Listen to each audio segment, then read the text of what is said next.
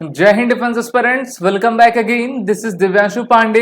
आज के सेशन में हम नाटो यानी कि नॉर्थ अटलांटिक ट्रीटी ऑर्गेनाइजेशन और एससीओ अर्थात संघाई कोऑपरेशन ऑर्गेनाइजेशन से रिलेटेड क्वेश्चंस आप सभी के एग्जाम में कैसे बन पाएंगे इसको हम कवर करेंगे। तो चलिए शुरुआत करते हैं आज के सेशन के। पहला क्वेश्चन आप सभी से ये पूछा जा रहा है कि what does SCO stand for, यानी कि एससीओ का फुल फॉर्म इनमें से क्या है। ऑप्शंस आप सभी को पढ़ना है और अपने आंसर कमेंट बॉक्स में देते जाने हैं। पहला ऑप्शन शंघाई कोऑपरेटिव ऑर्गेनाइजेशन, दूसरा शंघाई कोऑर्डिनेशन ऑर्गेनाइजेशन, तीसरा शंघाई कोलैबोरेशन ऑर्गेनाइजेशन या फिर चौथा शंघाई कोएलिशन ऑर्गेनाइजेशन।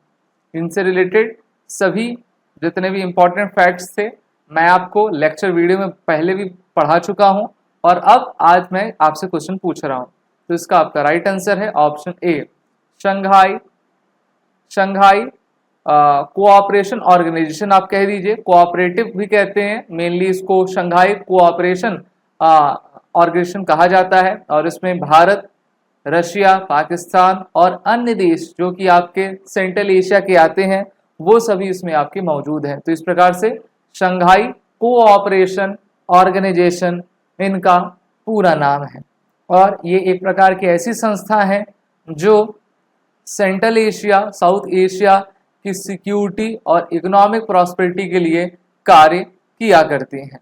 अगला question, which of the following are members of the SCO. Shanghai Cooperation Organisation के मेंबर्स इनमें से कौन कौन हैं। पाकिस्तान, भारत, तुर्कमेनिस्तान, टर्की या फिर बेलारूस। तो यहाँ पर टोटल 5 देशों के नाम दिए गए हैं। इनमें से जो भी स्टेटमेंट आपको करेक्ट लग रहा है आप बताएं। यहाँ पर मैं आपके लिए नंबरिंग कर देता हूँ, नंबर 1 2 3 4 5। तो एससीओ की शुरुआत आप सभी जानते हो कि 1996 में एज अ शंघाई 5 की गई थी और फिर 2001 में इसका नामकरण शंघाई कोऑपरेशन ऑर्गेनाइजेशन कर दिया गया था। तो इसमें आपके मेंबर्स हैं फर्स्ट एंड सेकंड यानी कि पाकिस्तान, भारत। इसके अलावा भी आपके मेंबर्स हैं। अगर आपको याद करना है कि कितने मेंबर्स हैं तो ये आपका ट्रिक है, pick Turkey. Pick Turkey, P for Pakistan, I for Bharat, India, C for China, K for Kyrgyzstan, T Tajikistan, U Uzbekistan, R Russia, K Kazakhstan. Mainly आप उन कंट्रीज को देखोगे जो कि यूएसएसआर का जब आपका विभाजन हुआ था, डिसोल्यूशन हुआ था, उनमें से जो कंट्रीज निकली थी वो अधिकतर जो है एससीओ में आपकी आती हैं। और भारत और पाकिस्तान को वर्ष 2017 में इसकी सदस्यता दी गई थी। भारत इससे पहले इसका ऑब्जर्वर था और फिर रशिया के सहयोग से, उनके समर्थन से भारत इसमें आया और चाइना के समर्थन से पाकिस्तान भी भारत के साथ वर्ष 2017 में इसका भाग बन गया। अगला question, which country is not a founding member of the Shanghai Cooperation Organisation. Russia, China, Bharat या फिर आपका कजाकिस्तान। जैसा मैंने आपको बताया जब 1996 में इनका गठन हुआ था तो इनका गठन मेनली किस लिए हुआ था। चाइना एंड और आपके रशिया के बीच में जो बाउंड्री थी, जमीनी जो विवाद था उसको सुलझाने के लिए पहले 5 देश आए थे। तो इसलिए इसको 1996 में शंघाई 5 के नाम से जाना जाता था और इनके फाउंडिंग मेंबर्स इसमें से भारत नहीं है। पहले ही मैंने बताया कि भारत तो 2017 में आया है और इस ग्रुप की शुरुआत तो 1996 में आपकी हो गई थी जिसमें रशिया, चाइना, कजाकिस्तान, किर्गिस्तान आपके और तजाकिस्तान थे। तो ये टोटल 5 आपके कंट्रीज थी जिनके द्वारा शंघाई 5 को आपका निर्माण किया गया था और अब ये काफी बड़ी संस्था है। Which country hold the chairmanship of the SCO in 2023। तो हर साल इनकी मीटिंग होती है जहां पर सभी राष्ट्राध्यक्ष आते हैं। तो पिछले साल 2023 में इसकी चेयरमैनशिप किसके द्वारा की गई। भारत, रशिया, कजाकिस्तान या फिर चाइना। आप सभी अपने आंसर को कमेंट बॉक्स में जरूर बताते जाएं, साथ ही साथ इस क्लास को लाइक और शेयर जरूर करते हैं। तो इसका आपका करेक्ट आंसर है option A, that is the Bharat. जी हाँ। Next question, where is the SCO summit 2020 held in Bharat, क्योंकि भारत के द्वारा इसकी प्रेसिडेंटशिप पिछले साल आपकी की गई थी, तो भारत के किस जगह पर इस समिट को आपका आयोजित किया गया था? Taj Exotica Goa, Grand Hyatt, Taj resort and convention centre Goa, या फिर द वेस्टिन गोवा? इसका राइट आंसर आपका है ऑप्शन ए, गोवा के ताज एक्सोटिका में इस आपके समिट को कंडक्ट करवाया गया था, जहां पर पाकिस्तान भी आया था। Which of the following countries is a dialogue partner of the SCO? South Korea, Japan, Turkey, या फिर इनमें से सभी? तो अगर बात करते हैं डायलॉग पार्टनर्स की, तो इनके डायलॉग पार्टनर्स इनमें से सभी हैं, including Armenia, Azerbaijan, Cambodia, Nepal, Sri Lanka, Turkey. देखिए, एक होते हैं परमानेंट मेंबर्स, एक होते हैं ऑब्जर्वर, एक होते हैं आपके डायलॉग पार्टनर्स। तो ये सभी आपके डायलॉग पार्टनर्स हैं। What was the theme of the SCO 2023 summit? Strengthening trust through cooperation in the SCO space, connectivity for regional prosperity, building a shared future for all, या फिर secure SCO? ये question काफी important है आपके exam के point of view से, इसलिए इसको आप देखते रहें। इसका आपका राइट आंसर है option D, that is the secure SCO। अब देखिए, सिक्योर का मतलब भी है और यहां से भी क्वेश्चन पूछा जा सकता है। सिक्योर में जो एस है stand for security, E stand for economic development, C for connectivity in the region, U for unity, R for respect for sovereignty and integrity, and E for the environment. तो इसको आप जरूर याद करे रहिए।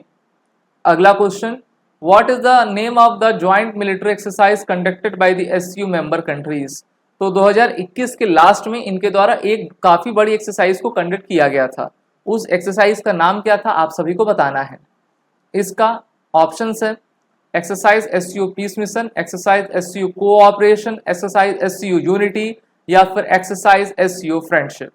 And the right answer is option A, exercise SCO peace mission.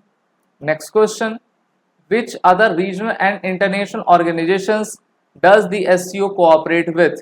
UNESCO, UNWTO, that is the United Nations World Trade Organization, IOM, या फिर इनमें से सभी? तो इसका आपका राइट आंसर इनमें से सभी है।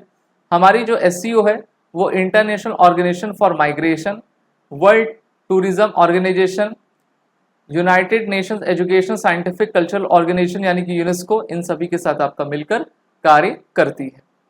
What is the main purpose of the SCO? SCO का मेन पर्पस क्या है? Promote economic and political cooperation among member countries, promote military alliances among member countries, promote religious cooperation among member countries, या फिर promote cultural isolation among the member countries? तो options आप सभी पढ़ें और अपने अपने आंसर कमेंट बॉक्स में जरूर बताते जाएं। इसका राइट आंसर ऑप्शन ए है। इनका मेन उद्देश्य है कि इकोनॉमी पॉलिटिकल कोऑपरेशन को आपका बढ़ावा देना। चलिए अब नाटो की तरफ चलते हैं। Where is the headquarter of the NATO situated? तो अगर यहाँ पे मैं आपके ऑप्शंस बता दूं, चलो यहाँ पर ऑप्शंस आपके दूसरे दिए हैं, मैं आपको यहाँ पे ऑप्शन लिख के दे देता हूं, जैसे कि न्यूयॉर्क, ब्रुसेल्स बेल्जियम, चेन्नई, या फिर आपका ऑस्ट्रिया। अब आप सभी को आंसर बताना है। तो इसका आपका जो राइट आंसर है वो आता है आपके ब्रुसेल्स में। ठीक है, लगभग मैंने ऑप्शन सही दिए थे, तो ये आपका ब्रुसेल्स में है, बेल्जियम में। अगला question, when was NATO established? 1945, 1949, 1955, या फिर 1966? तो नाटो की स्टैब्लिशमेंट करवाई गई थी वर्ष 1949 में, और इनको कहा गया था वॉशिंगटन ट्रीटी के अंतर्गत इनका स्थापना हुई। और उस समय जो यूएसए वर्सेस यूएसएसआर का कोल्ड वॉर चल रहा था, उसके तहत जो है अमेरिका के द्वारा इसकी फॉर्मेशन करवाई गई थी। How many member state does NATO currently have? 20, 25, 30, 31?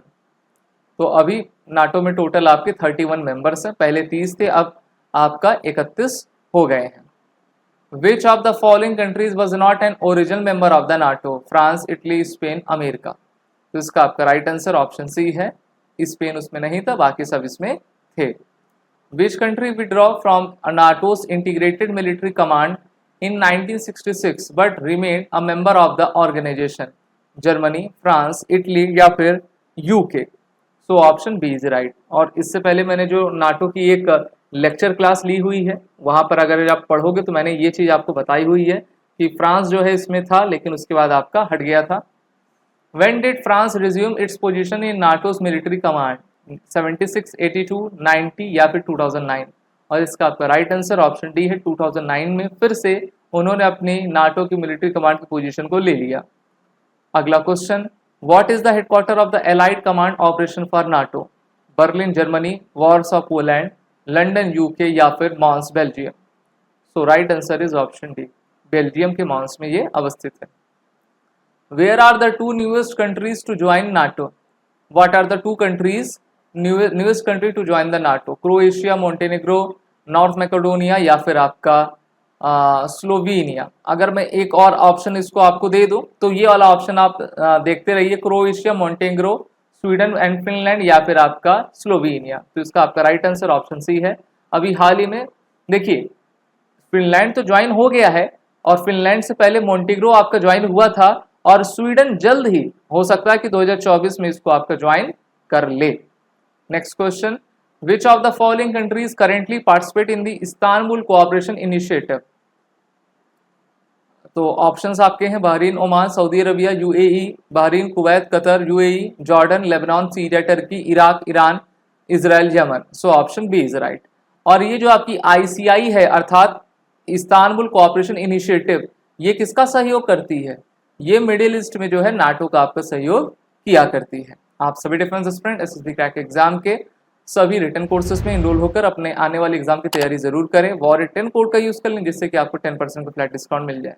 जय हिंद। अगर आप एक डिफेंस एस्पिरेंट हैं और SSB interview, NDA, CDS, AFCAT जैसे एग्जाम्स के लिए प्रिपेयर कर रहे हैं तो आप एसएसबी क्रैक एग्जाम्स के कोर्स को चेक करना ना भूलें। आप हमारी लर्निंग एप्लीकेशन को गूगल प्ले स्टोर से भी डाउनलोड कर सकते हैं।